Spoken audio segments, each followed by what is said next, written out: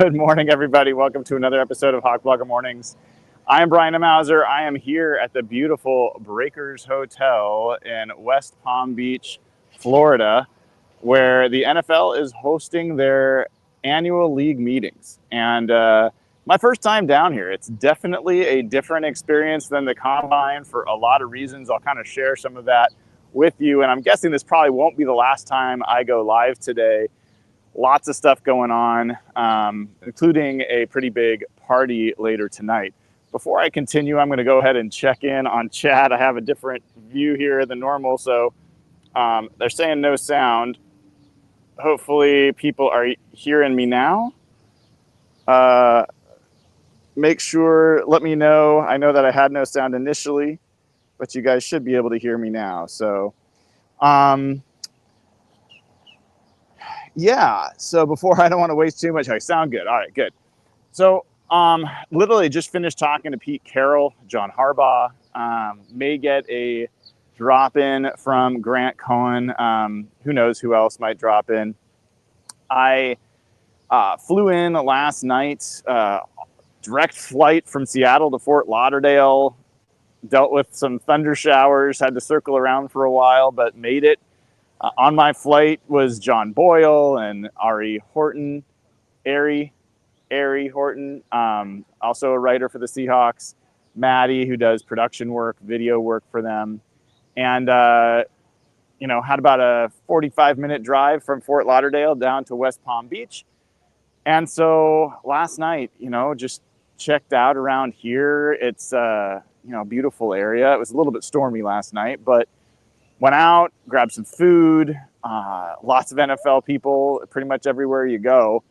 And this morning, bright and early, the coaches' breakfasts is what they call them, started at 7:45 a.m. Eastern time. So if you want to do the math, that is 4:45 a.m. Pacific time. I'm an early riser, so it wasn't the worst thing for me, but that is pretty early, pretty early for anybody to get up and get moving and try to be coherent.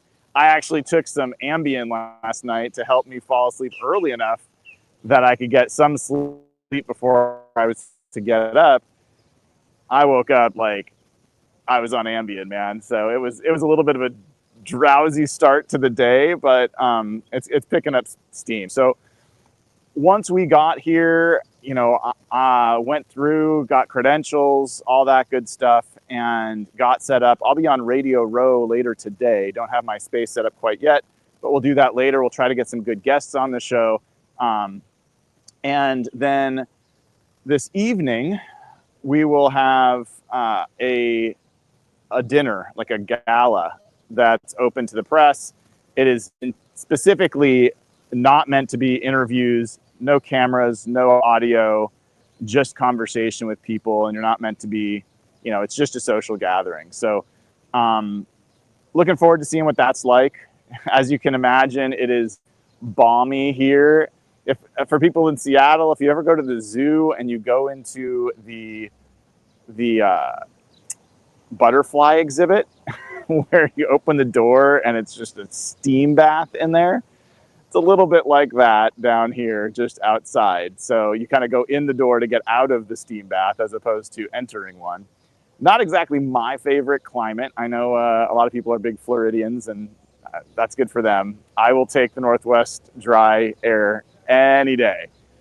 But 7:45, spoke with Pete Carroll. There's all the AFC coaches did their meetings today, and it was a madhouse, to be honest. I thought maybe I'd be able to get around to more coaches, but it really just wasn't possible.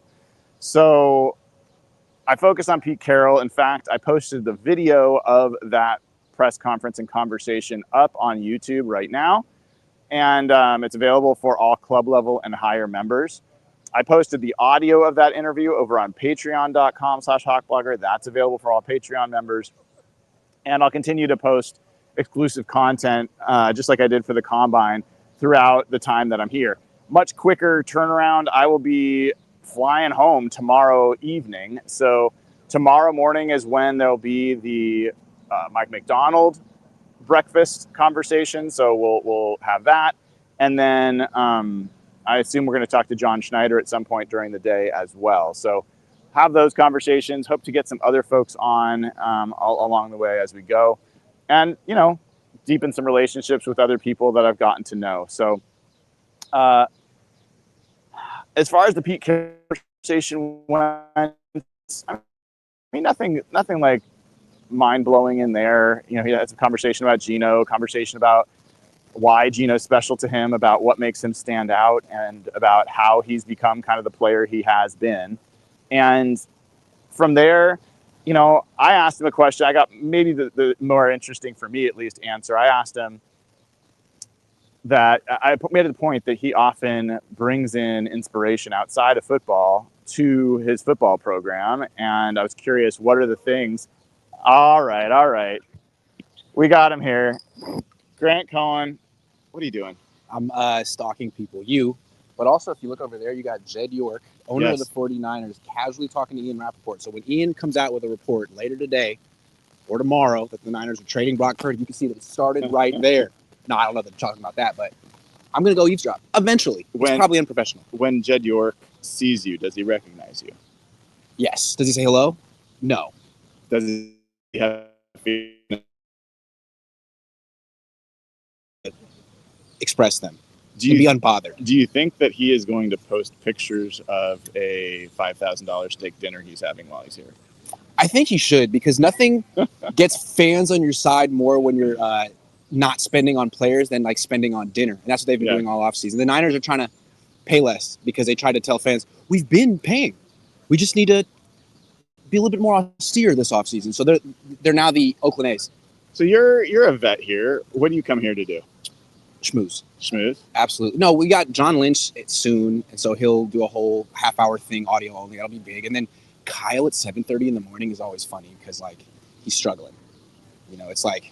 He was struggling in that team picture yesterday. Oh, he did look rough. Like he was struggling. I was rough. Like 11 in the afternoon, so you can only imagine 7 a.m. Kyle. Big puffy eyes, a lot of water, some coffee, and, just not wanting to be there, but you got him for a half an hour. It's the best Kyle availability of the year. What is the one thing that a new person coming here has to do? Well, you got to go to the cocktail party tonight. Okay. Because it seems like a media event. You get to interview people, but the questions aren't that interesting. I mean, you ask about free agency and stuff, but really you get an opportunity to, like, hobnob. Hobnobbing is a very East Coast thing, a very Palm Beach, Hamptons thing. But, we're West Coast guys. You get out here. You can hobnob with Mike McDonald. Although you know Mike McDonald. He's a vet of your show. Yeah, sure. But you can hobnob with, maybe me and Jed will get to know each other later today. Do you get after it? Or do you stay north of sobriety? I think you're supposed to have like 1 or 2 drinks and then keep it chill, right? Like that's the mark of a true adult. Is there always somebody who's, Probably me. Yeah. But I'm going to do that. It's an open bar. What do you expect? I know. Yeah. Somebody in all these people is going to have to make some bad choices, or else it's going to be a pretty boring evening. Yeah, you don't want to be that guy, though. No, I don't want to be the topic of conversation. No. Maybe it'll be Ian Rappaport. Well, they can get away with it. Yeah. What's the mood among 49ers fans this offseason? Has it gotten any better or worse since the Combine? I feel like there's big-time Niner fatigue right now. I mean, they missed the playoffs. They made minimal changes. They got rid of a bunch of players, didn't bring many in. I think Niner fans are waiting for something to be excited about. I think they can get behind a team saying, this is what's best for the future. But it's like, okay, but this is boring. Sign one guy. Bringing in a new quarterback, that's exciting. Sam Darnold, I'm sure Seahawks fans, they may not all love it, but it's a lot to think about, talk about. For the Niners, like, what do you think about right now? Well, they cut Kyle Juszczyk, but then they re-signed him. Why'd they do that? Why did they do that to Dre Greenlaw? Yeah, that's really been the one. Like, a little embarrassing that they the big story went that hard after him and didn't get him. It seemed like what they did was they made him a really insulting initial offer, and he was so personally offended that when he got a better offer from the Broncos, he said, great, like you value me more than the Niners ever did. And then Kyle and John tried to save it at the last minute. They went to his house in Texas and made him a better offer. And I think he basically said, screw you, which I love it. I'm sorry. I mean, I'd like to think that I would have the poise and strength to do this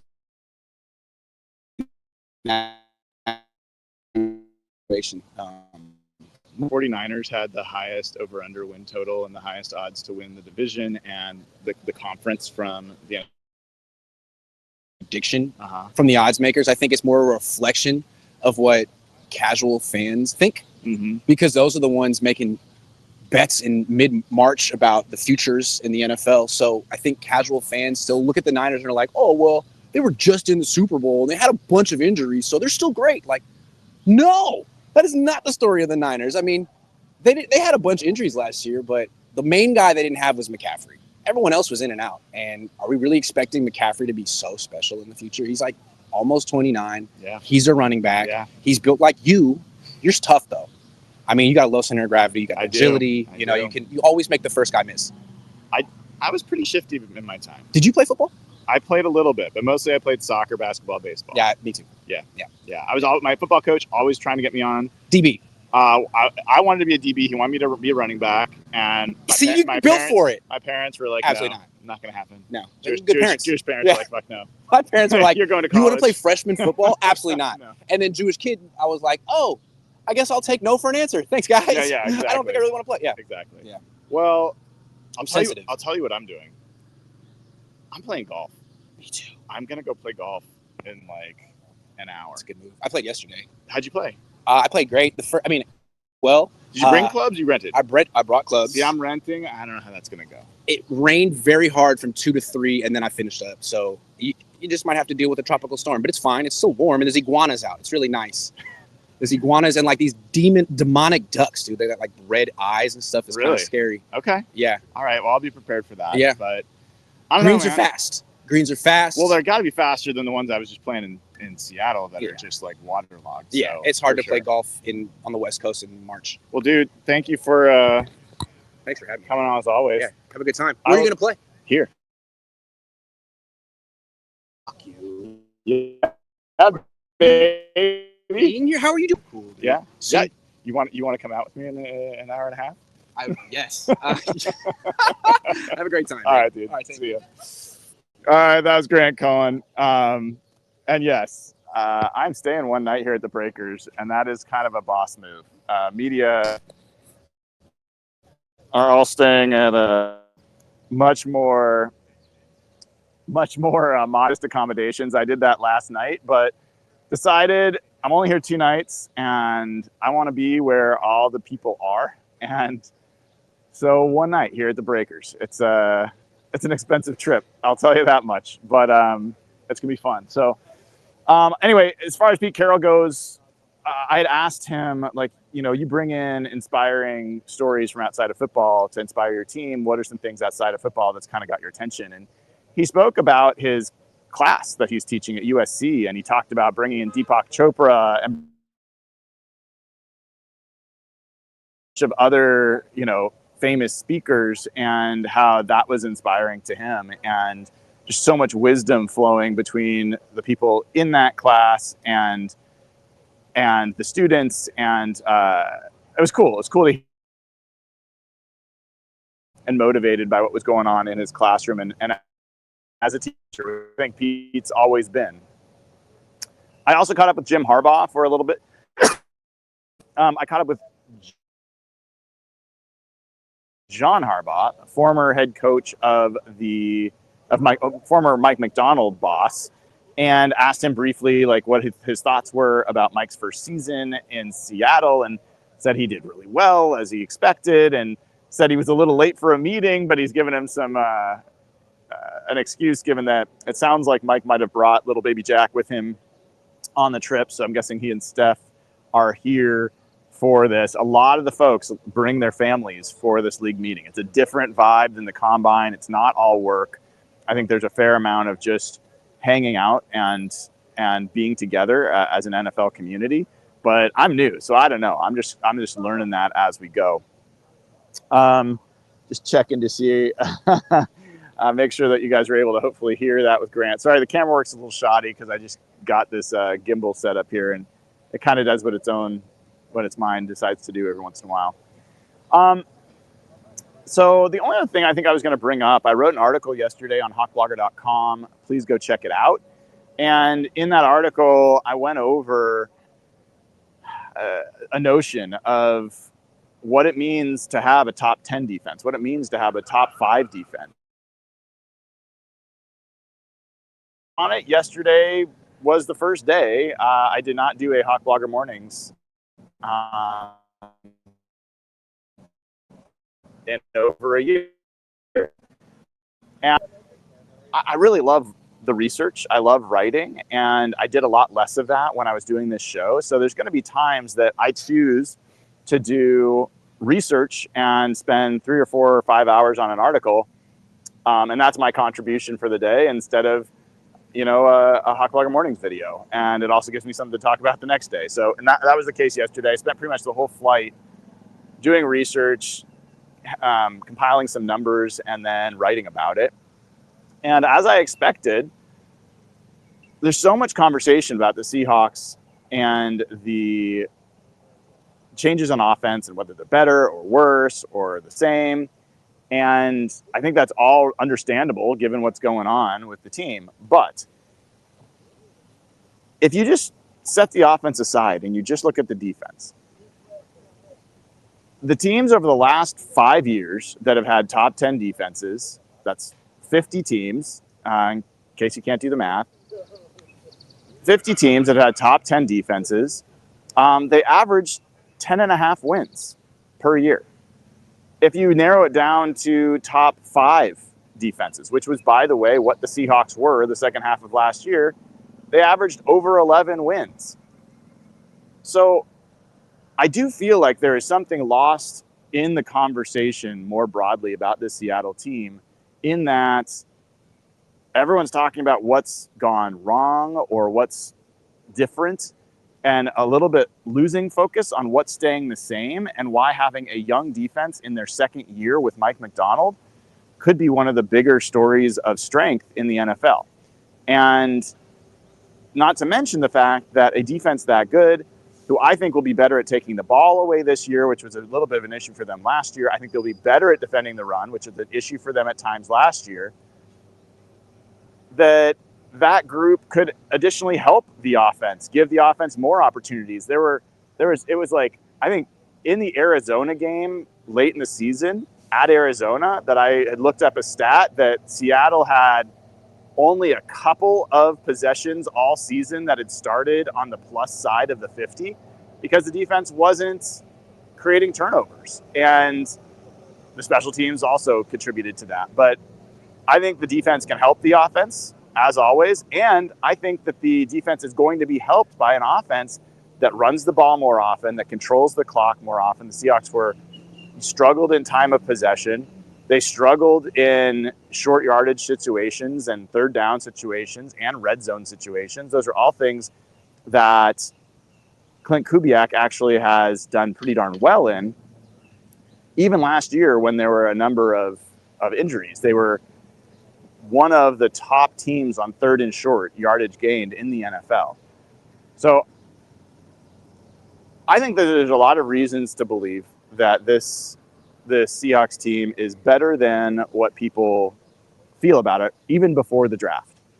And I think the draft picks 5 in the top 92 are going to change that conversation even more.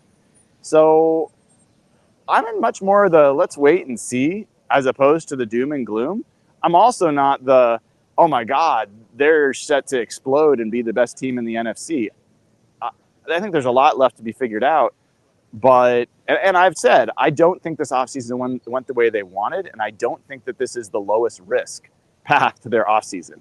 Lowest risk path to their offseason was to keep Geno Smith, probably to keep DK Metcalf, but at least keep Geno Smith, and to sign Will Fries or Drew Dahlman.